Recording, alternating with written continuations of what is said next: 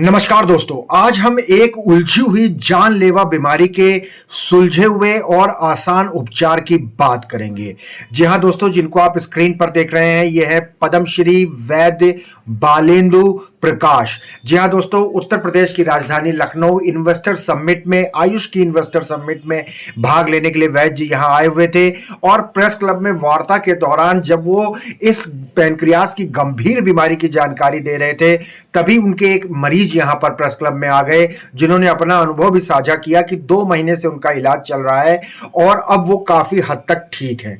दोस्तों, हम बात कर रहे हैं, हिंदी में इस बीमारी को कहते हैं अग्नाशय शोथ और अंग्रेजी में इसको कहते हैं पैनक्रिएटाइटिस। ये जानलेवा बीमारी है। आइए वैद्य जी से इस पूरी बीमारी की एक एक जानकारी लेते हैं। कल जो यहाँ पर एक इन्वेस्टर्स मीट हुई थी आयुष विभाग की, उसमें उत्तर प्रदेश शासन ने मुझे आमंत्रित किया था। मैं फिलहाल, वैसे तो मैं मेरठ का रहने वाला हूँ और पिछले 4 साल से मैं रुद्रपुर में हूँ। पहले 30 साल में देहरादून रहा हूँ, 30 साल मेरठ रहा हूँ।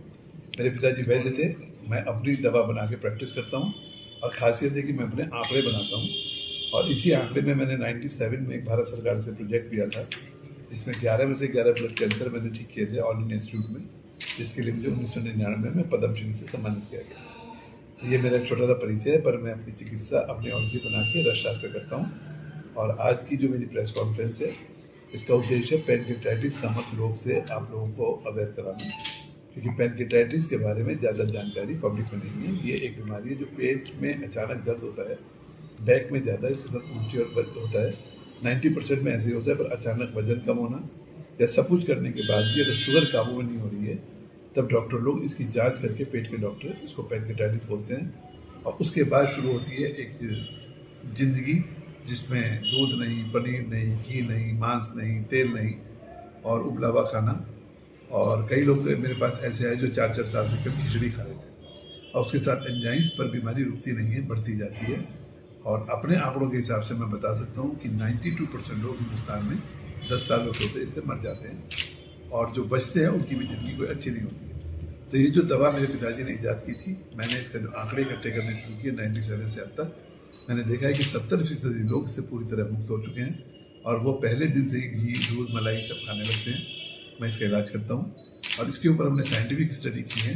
जैसे इंडियन इंस्टीट्यूट ऑफ साइंस है बैंगलोर में, ये पारा, तांबा, गंधक का होता क्या है, तो पता चला 3 साल में इसमें धातु खत्म होकर खनिज बन जाता है।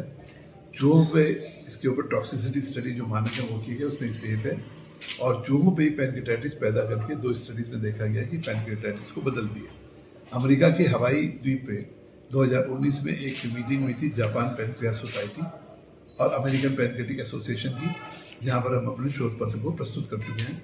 डायग्नोज कैसे करते हैं? डायग्नोज करने के लिए इसको पेट का doctor ultrasound, US, CT scan, MRCP और ब्लड टेस्ट करते हैं, उसी से इसका पता चलता है। जी, दूसरी बात सर, इसको लेकर के भ्रांतियां बहुत सारी हैं कि शराब पीने वालों में ही ये बीमारी होती है या दक्षिण भारत के जो लोग रहने वाले हैं, इन भ्रांतियों को लेकर क्या कहेंगे? जी, वो मेरे ख्याल से एक छोटी सी स्टडी भी लोगों ने आगे नहीं किया, क्योंकि भारत की जो बॉडी है, रिसर्च बॉडीज, उन्होंने इसके कोई आंकड़े इकट्ठे नहीं किए हैं।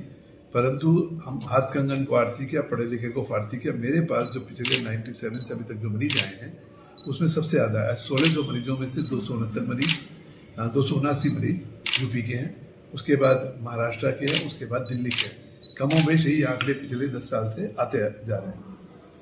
बात है तो 75% लोग ऐसे हैं जिन्होंने कभी शराब पी नहीं है। 19 से 45 वर्ष की आयु में सबसे ज़्यादा है। और परंतु जो लोग रात को देर तक जगते हैं, सुबह नाश्ता नहीं करते हैं, खाने में प्रोटीन की कमी है, खनिज तत्वों की कमी है, दोबारा गर्म किया हुआ खाना खाते हैं, उनमें बीमारी ज़्यादा देखने को मिल रही है। तो मुझे कहने में कोई संकोच नहीं है कि भारत में होने वाली ये बीमारी अनियमित खान पान, अनियमित रहन सहन की वजह से है। और इसके ऊपर जितनी जागरूकता होगी, क्योंकि बीमारी शरीर को तोड़ती है, परिवार को तोड़ती है और फाइनेंस का तो बुरा हाल करती है। हमने एक डेटा बनाया कि जो मरीज इलाज के लिए हमारे पास आते हैं वो ऑन एन एवरेज 8 लाख रुपया खर्चा करके आते हैं। सर, ये इलाज, इसकी कीमत कितनी है, कितना खर्च इसमें आता है और कितना समय लगता है? देखिए, ये बीमारी जब मेरे पास मरीज आते हैं तो कई बार पानी भी नहीं पी पाते, उनका घी दूध बंद होता है, तो हम 21 दिन के लिए मरीज को अपने देख रेख में खिलाते हैं। क्योंकि दवा जब मलाई से बोलते हैं तो डॉक्टर, मरीज घबरा जाता है कि डॉक्टर ने तो दूध भी मना किया हुआ तो मलाई क्यों दे रहे हैं। तो 21 दिन हम उनको रुद्रपुर में, हमारा देहात क्षेत्र में ही है यूपी के बॉर्डर पर, वहाँ पर मरीज को रखते हैं। 21 दिन तक उनका खान पान रहन सहन सब होता है। उसके बाद वो 1 साल तक ये टोटल इलाज चलता है। इस इलाज में जो आज की करंट वैल्यू करीब 3.25 लाख रुपया है, जिसमें हम खाना पीना रहना दवा सब है, और हर मरीज के साथ एक अटेंडेंट जरूरी है, क्योंकि आयुर्वेद की चिकित्सा में वैद्य औषधि रोगी के साथ एक परिचारक भी जरूरी है। तो एक अच्छा परिचारक अगर होता है तो इससे ठीक होने में अच्छा ही रहती है। रुद्रपुर में कहाँ पर है सर ये सेंटर? रुद्रपुर उधम सिंह नगर की एक तहसील है गदरपुर, और गदरपुर में एक गांव है रतनपुरा, जो यूपी बॉर्डर से 1.5 किलोमीटर पे है। जी। मैं वहाँ पर हूँ। जी, जो लोग इस वीडियो को देख रहे हैं, इस खबर को देख रहे हैं, वो आप तक कैसे पहुंच सकते हैं, कैसे कांटेक्ट कर सकते हैं? हमारे पास एक नंबर है 9758509973। इस पर ये लोग अपनी रिपोर्ट भेजते हैं। रिपोर्ट देखने के बाद हम असेस करते हैं कि उनको बीमारी है कि नहीं है। अगर उनकी बीमारी पुष्टि है तब उनको आने को बात करते हैं। अदरवाइज यूट्यूब फेसबुक जितने भी मरीज आते हैं, क्योंकि हमारे मरीज लगातार अपने अनुभव यूट्यूब पर फेसबुक पर डालते रहते हैं। आप भी दी करके एक प्रोग्राम है जिसमें अभी तक 50 लोग अपने अनुभव वीकली बेसिस पे देते रहते हैं, फोर्टनाइटली।